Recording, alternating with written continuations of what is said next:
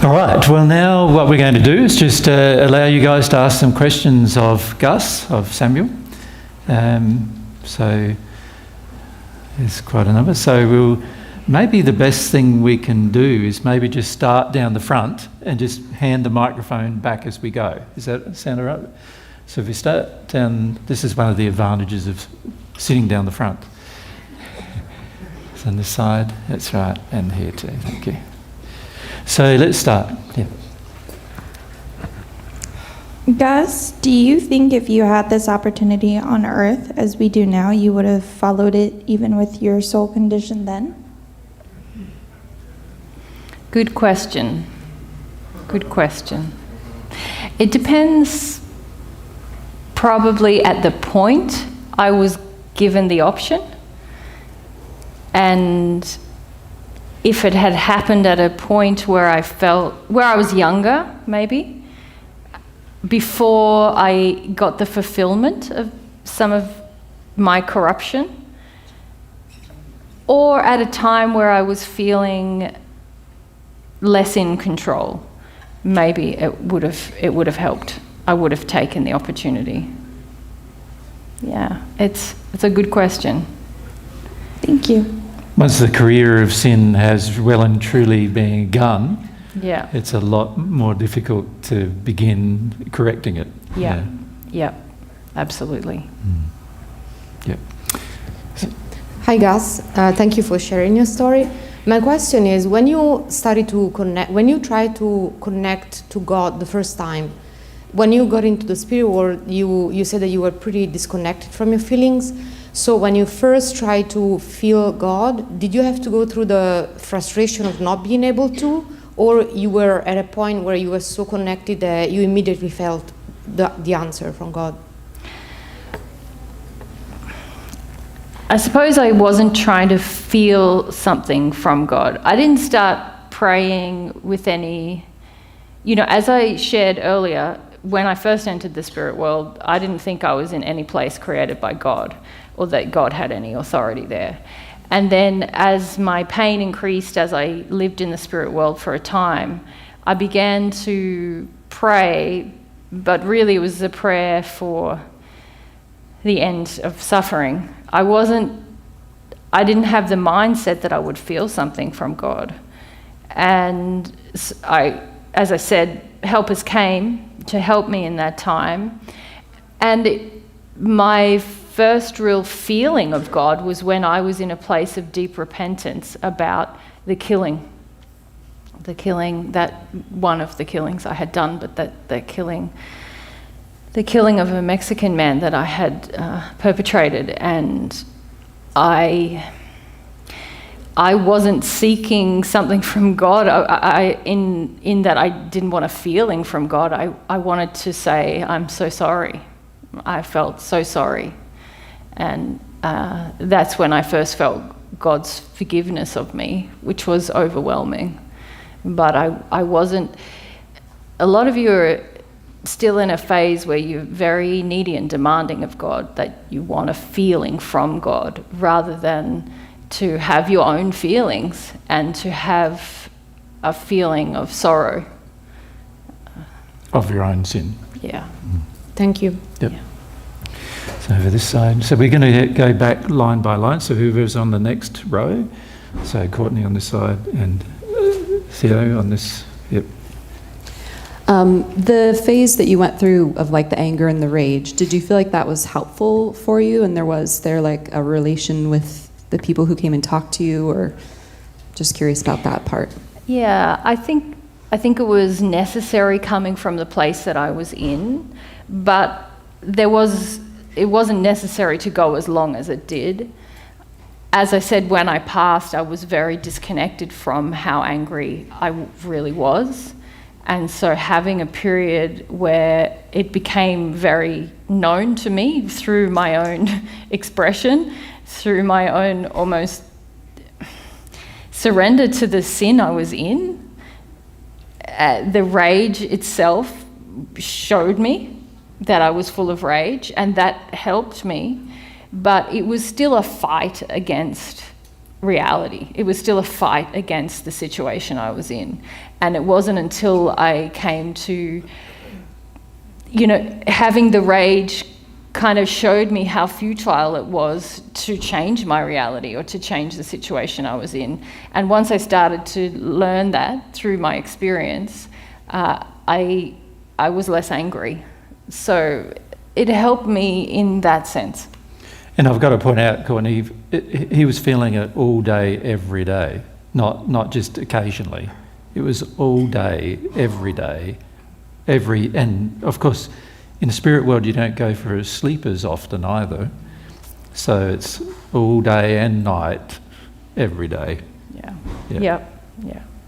And it was a surrendered state to rage as well. It was like a full body, full feeling experience.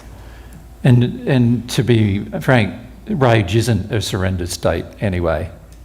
It's where you're fighting. Yeah, I was fighting the reality. When I say surrendered in that sense, I mean there was no part of me that was observing the anger. I was in the anger. Yeah. Thank you. Yeah. Firstly, I'd like to thank you so much for being here and for your time. We sincerely appreciate it, sir. What is the most ethical way we can respond to men that were in similar states that you were in when on Earth? Angry or power-hungry men or spirits that are willing to perpetuate violence to attain power. What advice would you give to spirits or people that feel they need to acquire power for the purpose of defense, especially where there are so many embedded and invested into the defense or security of the United States to defend the Constitution against all enemies, foreign and domestic, and they gave their lives in service? Yeah, good question. I'm so glad you brought this up because the very first thing that I feel every person born in the United States needs to deal with is that there is a feeling that they feel under certain circumstances violence is justified. And until that belief changes within the individual, then their response to men who have the same ambitions as I had when I was on Earth will not be sincere. They will not be pure. They will be, even in protest, still in support of that war, the culture of war, if we call it that, within the United States, and the culture of the feeling that extreme violence is rational. I use the word extreme on purpose. So the ethical response to a man such as I was, and such as there are many men on Earth in that same condition, is to deal with your own belief in violence, your own desire for violence under certain circumstances, and your own belief that many people now feel like, I don't want to perpetuate the violence, but I would like the violence to be used to protect me. And so that's an even darker condition than someone who's willing to perpetuate the violence, because it's saying, I want a proxy for the violence. And this is where I find that a lot of people in the United States are not honest with themselves about how much they want a proxy for violence. And in my day, there were a lot of men were perpetuating violence. It's been a terrible thing for generations of soldiers to deal with the compensation for that, but there's very little awareness in current modern societies of how much there is the desire for violence, but that I don't physically do it, but I promote it in others. So that's the first point I would make about that. The other thing, you quoting the different oaths and constitutions and things that have become a part of the psyche in the United States. It's very important for people who live in the United States to come to see that their identity is a child of God and not a citizen of the United States. There is so many investments in having that second identity, that false, unreal identity, that cause a lot of arrogance and cause a lot of entitlement. So the second ethical way to respond to men with ambitions of power is to no longer buy into the premise that they have that as a citizen, as their citizen, that you are entitled to certain things. So these are personal, important personal changes that a sincere person will make that will cause their response to men who have violent ambitions to be far more reasoned, far more loving, and far more ethical, as you said. So that's really what I can say to you about that in the most pointed way, if I say it that way. You know, there's other ways that you can respond in terms of physical actions of protest or disagreement or having a voice, but none of them will be effective unless you alter your own soul condition, your own feeling of support for those things. And that, at the moment, there's a huge desire for ignorance within Western nations of how much they desire. It's what I spoke of before your break, that these values that have been instilled by generations are actually promoting people with these violent ambitions into positions of leadership. And so without feeling how your values align with that violence, and whether that's in terms of your desire for personal protection and safety and wanting another proxy for someone to provide that, if by violent means, and the sense of entitlement, unless those values are repented for, then it's very difficult for you to have an ethical response. But I love that question. Thank you so much. Very good question. Yep. And we're over this side now. Who was next in the... Yep. So, which row? Who's next? You don't have to if you don't want to. Sam or Gus, I might have just answered my question, but something it's been in my heart, and as I progress, I reflect upon my childhood and how I had been oppressed by some of these societal structures. I'd say the military-industrial meat medical complex, whatever you want to refer to. But you have lots of fancy words for things these days, don't you? But you know, one of my experiences was that I was. Yeah, no, I don't want to go there with you. Oh, okay, yeah. Then it's either a question. Yeah, or now you're in an addiction, so it's a question. I guess the question is, do you feel there's any ethical trajectory to engage the current societal constitution, government system at all? Well, I think that was already answered, wasn't it? It was, okay. So to The ethical way to engage begins with creating a sense of true ethics internally. Correct. And then you will engage with everything in your environment, not just these huge structures, but with people generally. Okay. You'll be guided by a compass that is not currently existing inside of you, and it's that compass that you need. The tendency on earth in a state of sin is to seek a set of actions to take. But really, there is a multitude of situations and opportunities in every single person's environment. And when one has this internal compass, governed by the conscience, by God, by God's laws, then you know how to respond in every situation, rather than trying to seek a set of actions. The seeking of the set of actions is in itself an avoidance of generating that ethical place internally, moral and it's ethical. also open to corruption. Yes. It's open to the corruption from others. Correct. So when you're seeking, to get a set of rules from somebody else, at some point there's going to be somebody else who says, rightio, I'll provide you with the set of rules. Correct. And this is exactly how people in power who are corrupt remain in power, by them providing the rules you want to have, rather than having to go through your own experience of sorting something out internally first. And your own sin corrupts the interpretation of everything. The only reason I had brought it up was just because last year I remember Jesus mentioning some ideas for work and things we could do here in the United States. And one of the things you said last year was you can consider trying to change or rewrite the Constitution. Yeah, but So- that would be a personal thing you do. Through not the development of the internal compass, the I words will see. flow. Okay. how would the Constitution look if it was going to be a loving Constitution? How would it look versus how it is now? Does that make sense? Yes. And so seeking God's counsel in that process and dealing with one's personal, for myself and for most of you, the desired arrogance, the desired power, the desired ignorance, unless we deal with those personal problems, we can't sincerely know how a thing will be loving. Yep. Thank you, Gus. Good day. Michael. Hi, Gus. I want to ask 3 questions. I'll just offer them. First, you mentioned working on your desired ignorance and desired arrogance. Could you speak on that and maybe developing a desire for an attitude that makes me want to do that and how you did it?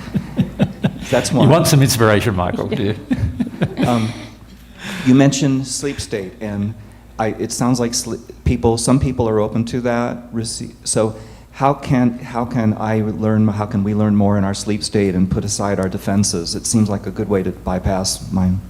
Your resistance in your awake state. Yes. Well, you're not going to like my answer, but yeah. No, I'm one. What's your third question? Similar to we've asked, do you see we have an attitude towards immigrants, towards illegals, aliens, and it's Even those words, you feel the weight of those words. and it's not and God doesn't see borders, and we're all equal. And Yeah. do you see this flowing from your sin, like an extension of what you experienced and how it's multiplied? Sure. Well, Thank let's you. start with the third question and work backwards. Obviously, I was a man trying to draw lines on the land. When I came to Mary this morning, I said to her, well, I'm from this place here, but I don't even want to I'll just show you on the map, I don't even want to call it what I tried to create, because obviously that sin was inside of me, the desire for dominion, the desire for control. It was a lot about control. I felt that if we had more control over lines and borders and people, that there would be more power and safety and order. And all of these were sins that I perpetuated on earth. They didn't start with me, of course, but I certainly perpetuated them. And certainly they live on. They live on. And as you say, now there's a lot of weight of emotion against people who come from just the other side of a line that's been marked out. And of course, people gather on either side as well, trying to make themselves similar through their values and their beliefs to the people who reside in their region, and different from people on the other side of that line. And those differences are often perpetuated and desired out of fear and rage, that multi-generational rage about being either rejected or feeling entitled. All of these injuries that I've discussed in certain ways this morning about entitlement and power. A lot of these things have created in others a feeling of rejection, and when that is not dealt with, then there becomes rage and indignation and injustice, and it creates further divisions. When each side doesn't deal with their sin, then the people on the other side of the borders, wherever those borders are, not just these borders that we're talking about today, then perpetuate their own sins, and there becomes changes in what you now call culture, which a lot of cultural differences are based in the rage of wanting to fit, or being told you don't fit, or being told that you must be a certain way in order to fit. And all of these are sins and take each person away from the knowledge that they are equal and are a child of God, essentially. So that's a brief answer to your third question. It's also a very good question. Maybe I need to write a book. Maybe I need to find another medium and write a book about this stuff. You mentioned about developing sincerity and coming from a place of desire desired ignorance, desired arrogance, and coming to a place of sincerity, and how one does that, or how I did that, and the role of the sleep state. Well, the sleep state, you're only going to learn as much in your sleep state as you really desire to learn in your awake state, or you're only going to recollect it anyway. And so dealing with the desire for ignorance and the desire for arrogance, in my personal experience and in the experience of people that I now counsel, it first starts with recognizing those desires, experiencing them, understanding that they're a part of you, seeing where they exist, and measuring that desire against the reality that you live in. And there's a lot of pain in that for a lot of people, of what there was for me. But until one does that, there's no way to really drive the engine in the opposite direction towards sincerity.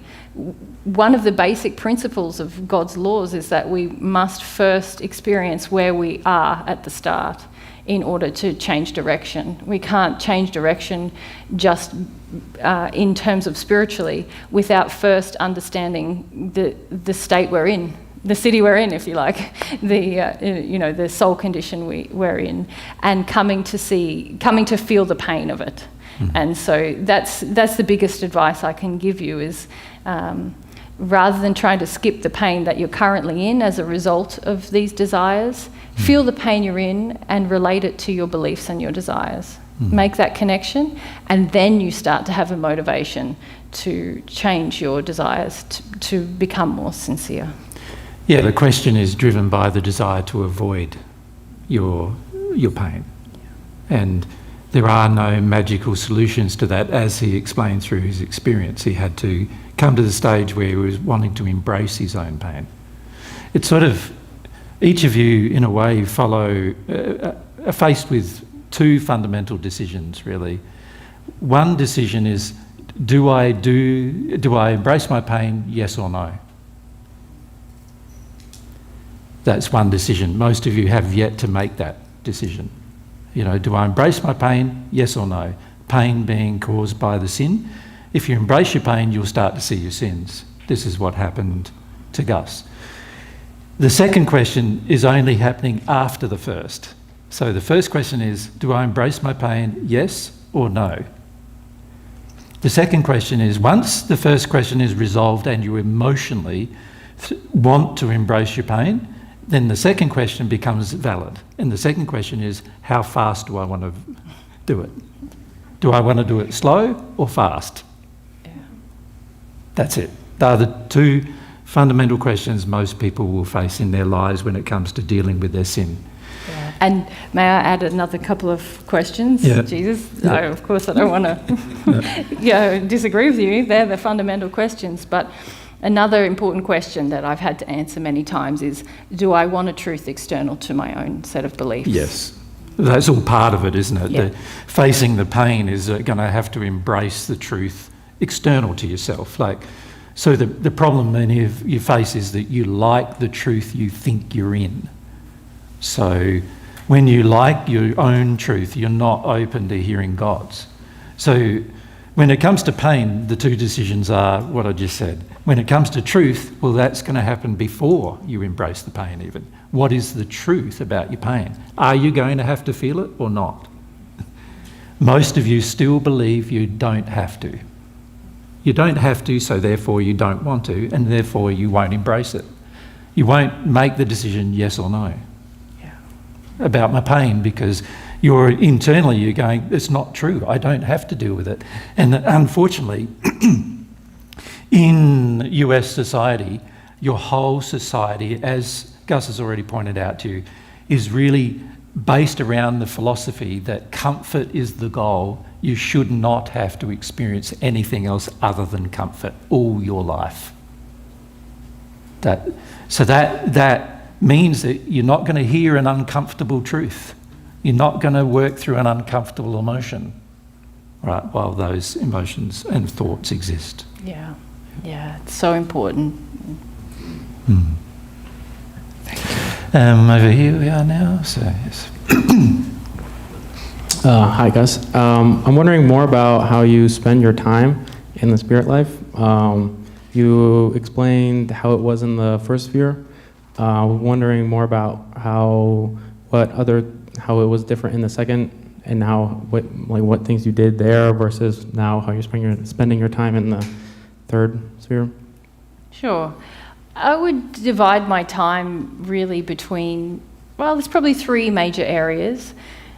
And again, I'm going to explain them as in terms of desires, and that the desires affect the physical interactions that I have and the physical experiences I have. So my first desire is to continue in my repentance process. And so that involves a lot of time at home. I have a nicer home now, much nicer, but I do spend a lot of time in quiet reflection, in prayer, and I'm given a lot of assistance in that process to see where I'm still out of harmony with God's love and God's laws. And so that's a very home-based activity. And in the second, from the top of the first sphere all the way to where I am now in the top of the third sphere, that's always been really like a home process. And my home has improved through that time. It's now quite beautiful. I have a lovely view over like a hillside down to that stream that I love, and nearby to a forest. But I am inside a lot doing that. The second main desire I have is to serve others, which I've talked about as well. And that activity takes me to the first sphere a lot. And so I spend a lot of time in the hells, speaking with people, trying to have those kind of conversations that I mentioned to you that people had with me about just encouraging reflection on one's life on earth, and also visiting the earth plane with people sometimes to show them the effects of their corrupt ambitions and how that's playing out on the earth. So I do spend a lot of time there. That's a part of my life. And the third major desire I have is to aspire for what could be better, what is to come, to find my other half. I'm learning about that now, and also how to have better relationships, how to love, how to have loving cities and communities. One day maybe I'll be given that responsibility. I don't have that now, but it is something that I like to visit places and see how things are run and governed and how people are interacting with each other, because I feel this desire in me to perfect myself in love in those ways. So it's really those three. Of course I have other desires, but they really fall within those three categories, and they very much affect the way that I spend my time. I would say that's the case for everyone here, that our global desires govern the lifestyle that we lead. So I travel a lot, sometimes within the third sphere, and a large majority of the time in the lower spheres, talking with people a lot, and then I have at least a third of my time at home in prayer and reflection and working on the things that sometimes my experiences with the people that I'm helping help me to see where sin still exists within myself, and I can return home and feel about those things and deal with those things. Mm-hmm. Yeah. A follow-up on that, are you guiding anyone on earth? And how much time, doesn't sound like you spend most of your time in the spirit life. How much time do you actually spend helping people on earth?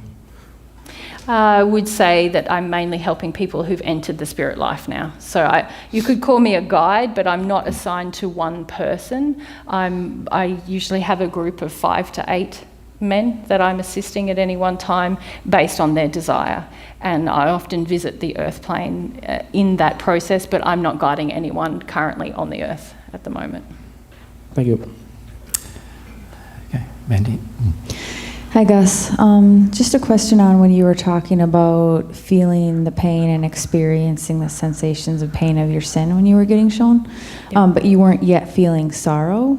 Yes. Can you say something about getting from that place to the place where you did feel sorrow for your sin? Yeah. That involved a lot of the point I mentioned just earlier, seeking the truth about my beliefs.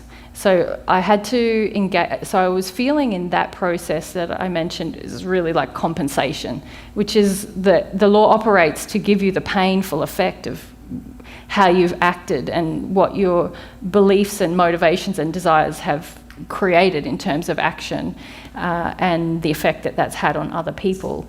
It wasn't until I was willing to really feel the wrongness of my beliefs, and that took a number of things. You know, there was external help to help me become aware that, you know, my beliefs had created these actions and that there was a problem in my beliefs. But it also took the development of sincerity, which unfortunately just took pain. You know, I was in a lot of pain, and over time, when you're in enough pain and you begin to think, well, maybe there's another reason for this pain than what I'm, you know, maybe there's something I could do that would end this pain.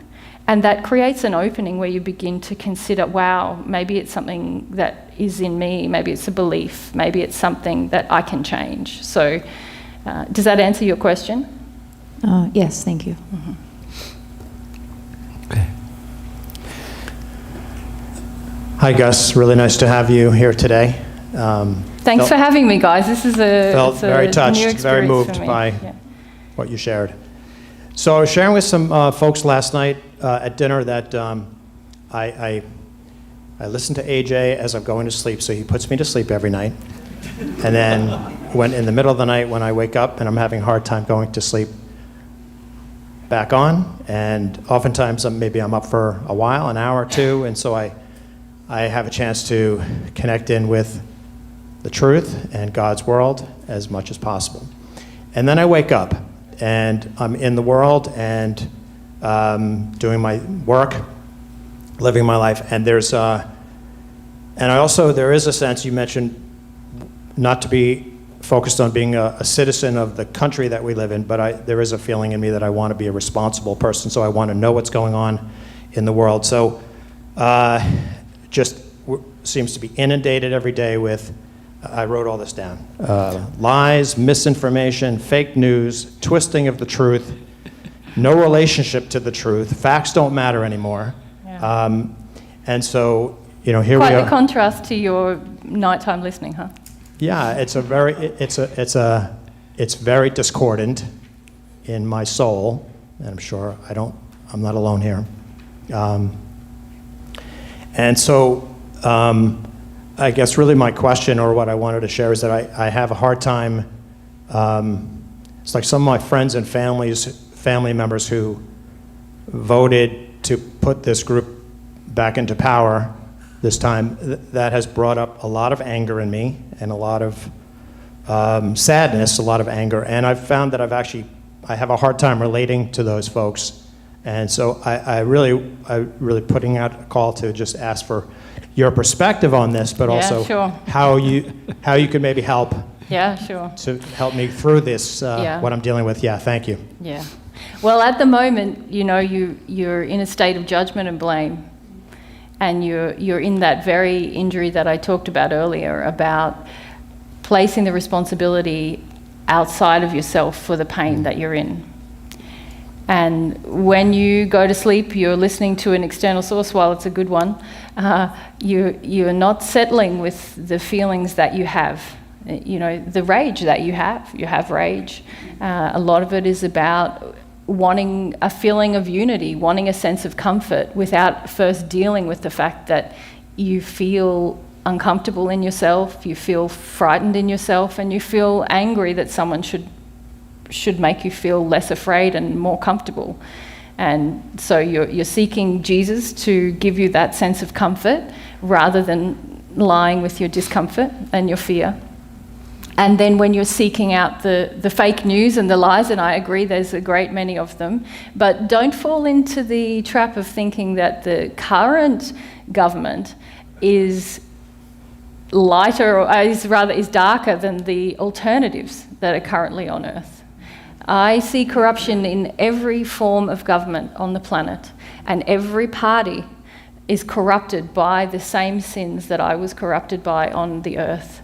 The desire for power, the desire for control, the desire for arrogance, the desire for entitlement. All of these things have corrupted every political system on earth.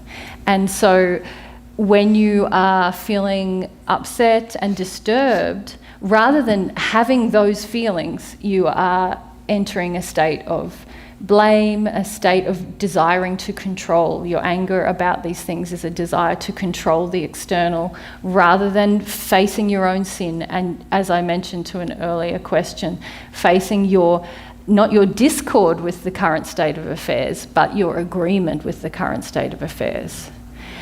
When there is a facade that doesn't meet our own, such as your current governance, we often feel like, oh, that's nothing to do with me. But actually, there are many features in your current president that you share. Can't be true. Exactly. You need more praying, my brother, I'm afraid. Okay, And while that's you what I asked keep, for. Yeah, while you keep trying to outrun it. I say that, I make a joke, but I mean it with deep compassion. You're trying to outrun your pain. And make no mistake, I'm not trying to diminish the sin of the governance that is currently underway. I'm only trying to draw your sense of personal responsibility to deal with your own pain about it, but also with your own agreement with it. Now that's a harder thing, isn't it? Yeah. And the sin of your government isn't far removed from your own, to be honest. That's right. So, this is where we often enter a state where we're going, I want to blame somebody else for what's happening now, rather than seeing actually there's these commonalities within your own self that have caused the current situation you're in to be there, and even your condemnation of the group of people who brought this particular government in. Why would they not feel the same condemnation of you bringing the opposite form of government in, which is also just as corrupt as the one you currently have? I want to quote the Bible to you, which is, now we see through a glass darkly. Dealing with your personal sin will help you to have clarity about what is happening. You're not wrong to think that there is evil governing your country, and that fear and terrible prejudice and racial problems are rife. These things are true, but you see it through a glass darkly at this time. Deal with your own pain in a humble way. Ask God for God's truth about yourself primarily, and then you will see clearly the things external to yourself. That's a principle that applies to everybody. Many of you are using my teachings to settle yourself down. In other words, just to gain comfort from your external environment. And this is not the purpose of the teachings I'm delivering to earth. The purpose of delivering these teachings is to expose your sin, not the sins of others. Right? You expose your sins, now you will be able to clearly see the sins of others. And at now, the moment, yeah. you're not doing that. Yeah. Yeah. Then you're an agent for change. Then you're an agent for a movement, a powerful, loving movement. But before that point, then we're hypocrites. Yep. Yeah. Yep. Thank you. Yep. Don't think that one form of government is any better or worse than the other. They're all driven by the same underlying emotions currently on earth.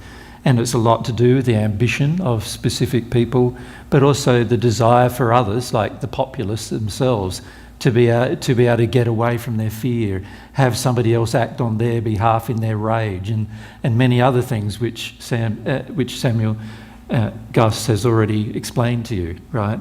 So unless you deal with those particular things within yourself, your government cannot change. Yeah. And may I say that many times the reason I raise this idea of through a glass darkly is that many times there are elements of our lives, our lifestyle, the governance the authority over us. Some things we see as good are actually deeply sinful, and some things we see as bad have kernels of truth. And this is why if you deal with your personal sin, you will become discerning. You will understand how to improve the systems in which you live. But you can't bypass that process. I understand, to some degree in my life on earth, I wanted to do that as well. I saw there needed to be change and I wanted to affect it.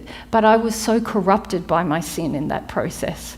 And it created a lot of pain for myself and others, generationally now. I'm respected for things that I'm ashamed of.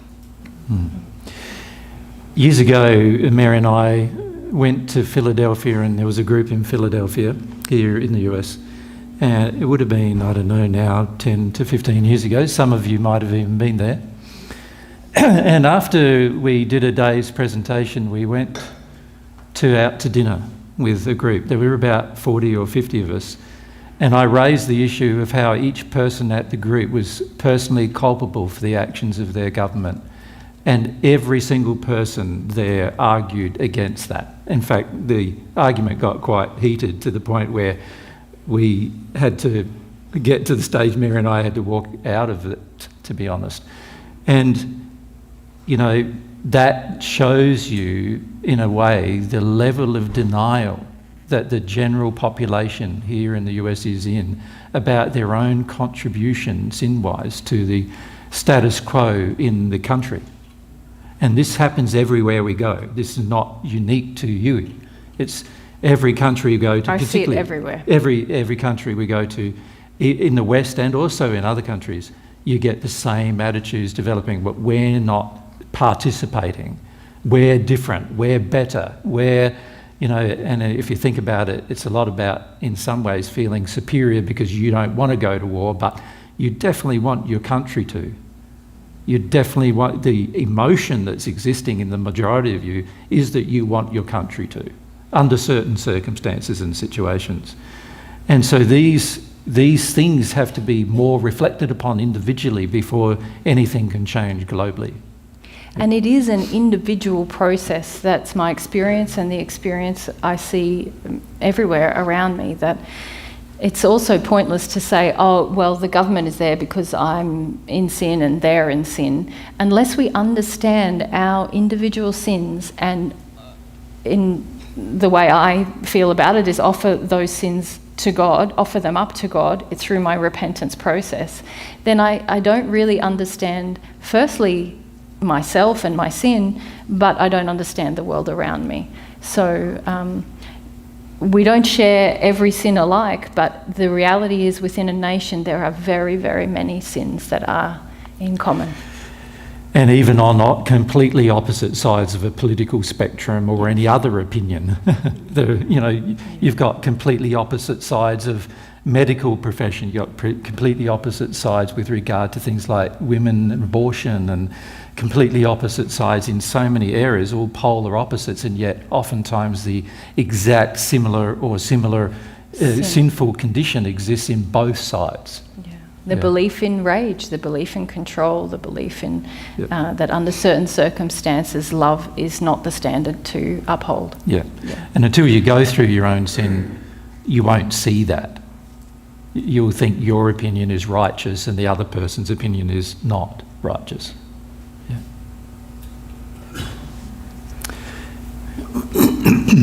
Hello, Gus. Thank you for sharing this afternoon. I'm going to change my question from prominent guys that you've had in your life to this one. How's the soulmate thing going? It's a work in progress, my brother. I've had we haven't even talked about that area of my sin.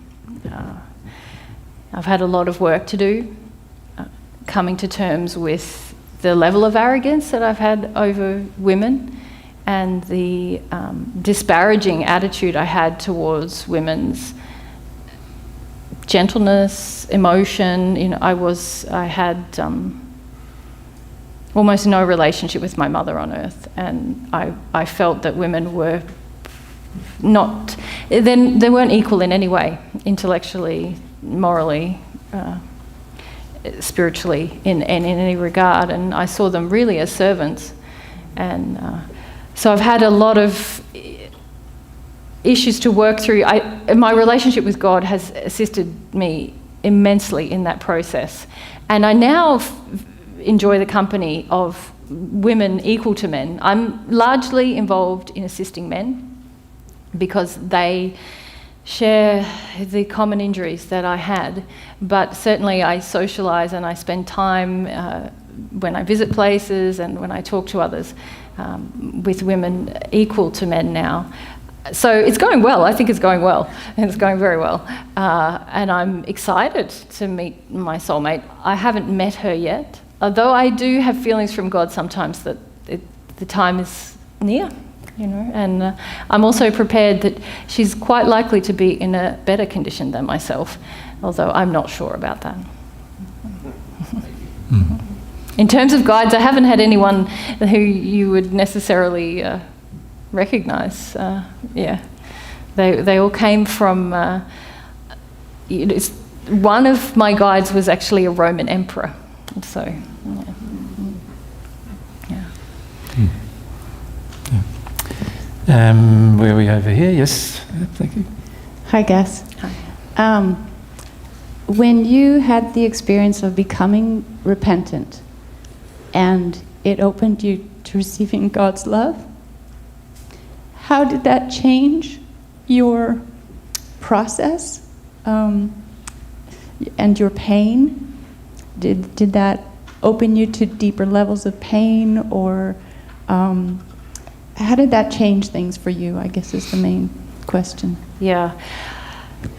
Well, in many, many ways in that first experience. Obviously, to experience God's love is something unlike anything else, really, in experience. And so it was overwhelming in terms of to feel God's level of regard for me personally was quite transformative in a way to my future.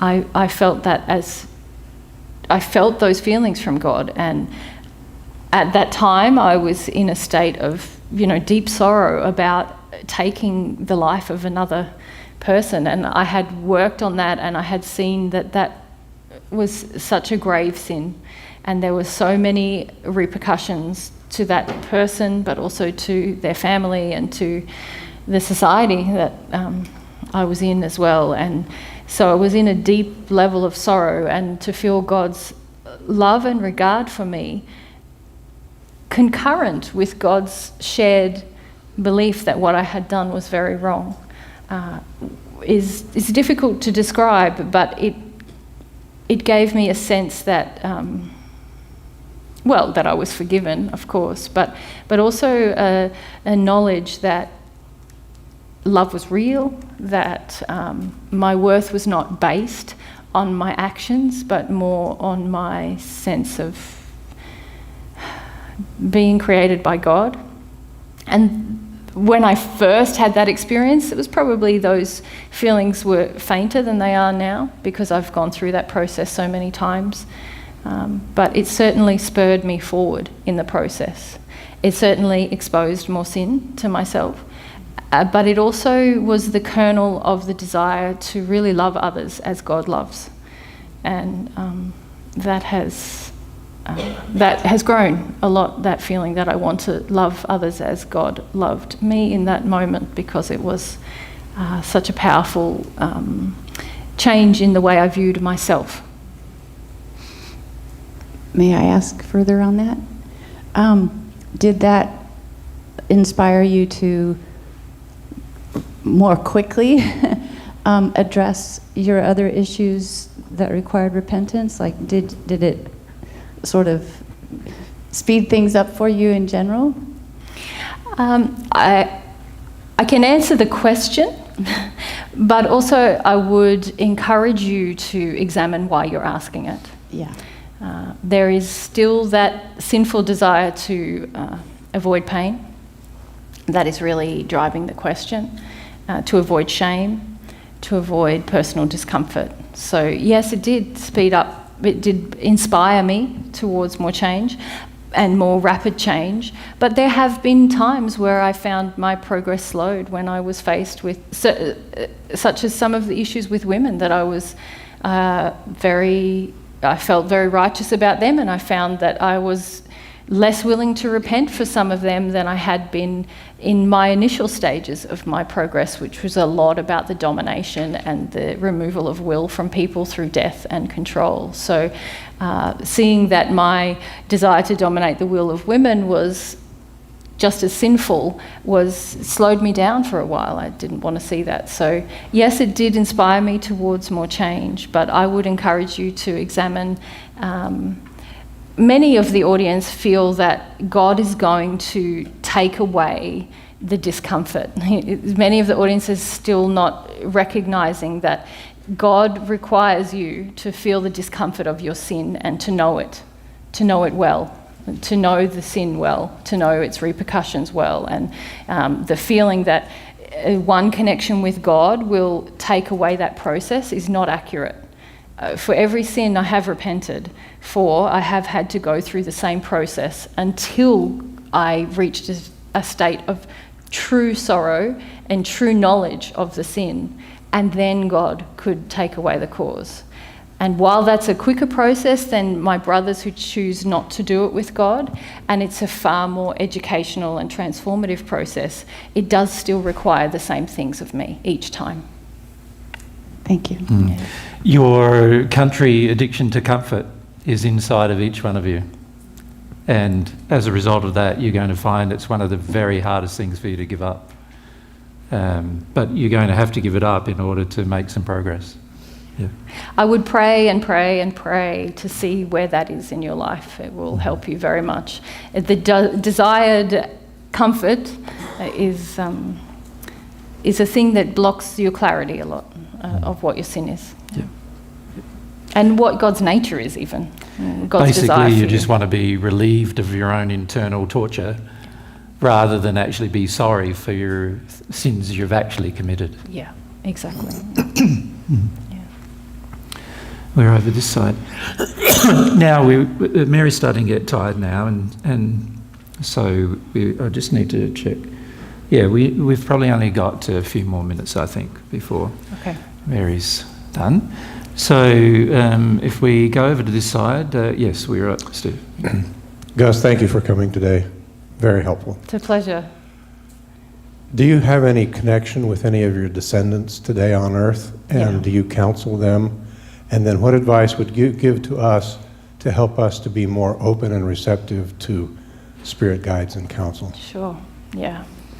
Yeah, I have, one of my sons who's now in the spirit world, I had a lot to do to try to help him when he was on earth. I still have sorrow about it, about the legacy I left and the feelings he felt and the pressure he felt when he was on earth. And I did try to assist him, but of course I was coming from a place of sin still at that time.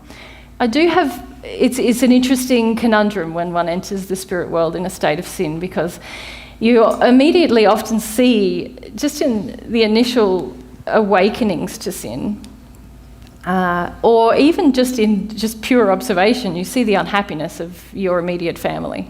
You see it clearer than you did on earth.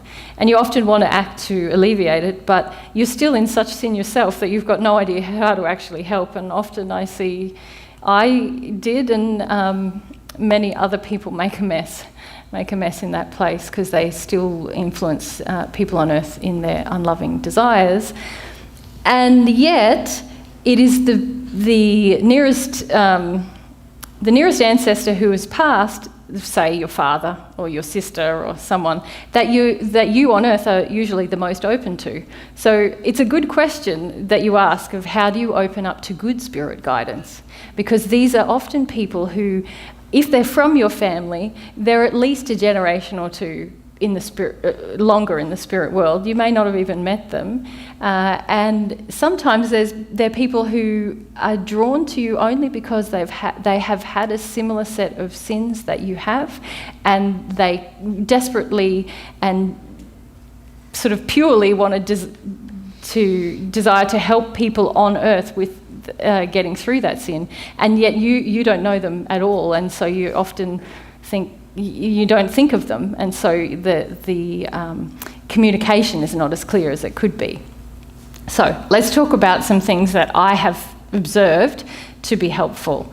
One is the more a person has disconnected from the sense of family being the only source of love on earth, so the person on earth, the more willing the more open and willing they are to accepting that people outside of their family unit can love, and especially if they feel that God is a source of love. This immediately makes the person far more open to loving guidance, spirit guidance. The other thing is the more a person has a belief in the spirit life, and the fact that some people call it angels, some people, yourselves are very privileged to understand how the spirit world is constructed, and you understand some spirits are in a better condition of love. These kinds of things also, just immediately that education helps you to be more open to spirit guidance.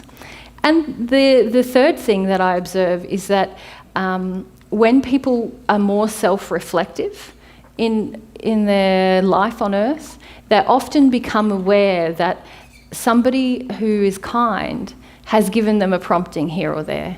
And you can do this in your life, even from today. Look back on your life in times of stress or hardship or even joy, or even at a point of a pivotal decision that worked out well.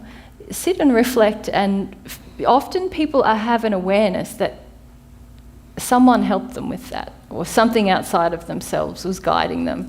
And often they call it their intuition, but it's usually a loving spirit guide. And so making that point of connection, even if it's in the past, and then longing for loving guidance, will attract loving guidance to you.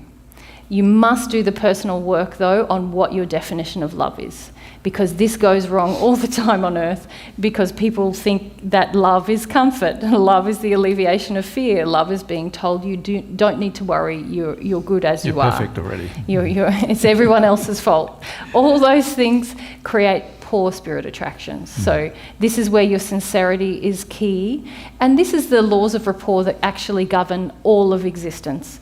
And coming to understand those laws of rapport, I know that Jesus and Miriam have given you the books here today, and there is some education in those books, I'm aware, about the laws of rapport, but you will find that most spirits in a condition above the second sphere or in the second sphere understand rapport, and they understand that your desires and your aspirations, as well as your current condition, create a rapport with the spirit entities around you.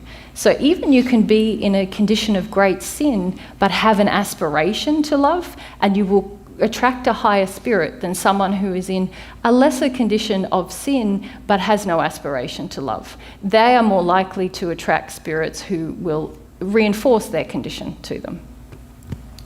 Thank you very much. Yeah. All right, guys. Well, it's time probably to have some lunch now. So sorry about those down the back where we didn't get to you. Thank you so much, everyone, for having me.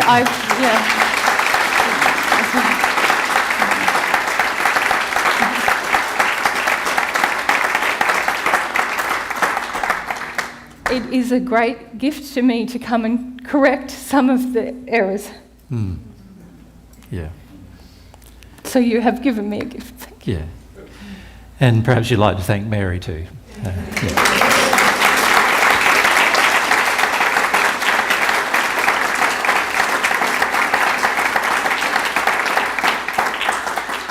Yeah, so thanks for coming, Gus. It's been great to have that and to get your experience. We know that there's many thousands of others who have similar experiences as well, obviously. Yes, of course. And it's wonderful for you to be able to share yours. Yeah. Thank you. Thanks. Thanks. G'day. Well, what we'll do now is just pause for lunch. And what's the time? It's about 20 past. Yeah, so if we can come back about 10 to or thereabouts, 10 or 5 to 2. Can you hear the ringing? Yeah, it's a little bit of ringing with us, so Yeah. I have to sort that out. So we'll come back about 10 or 5 to 2. Let's make it 5 to 2, and we'll get started on some other things I'd like to discuss with you then. And we'll try and vent some heat out of this room. We'll try and vent some of the heat out of this room as well. Yep. Let's go.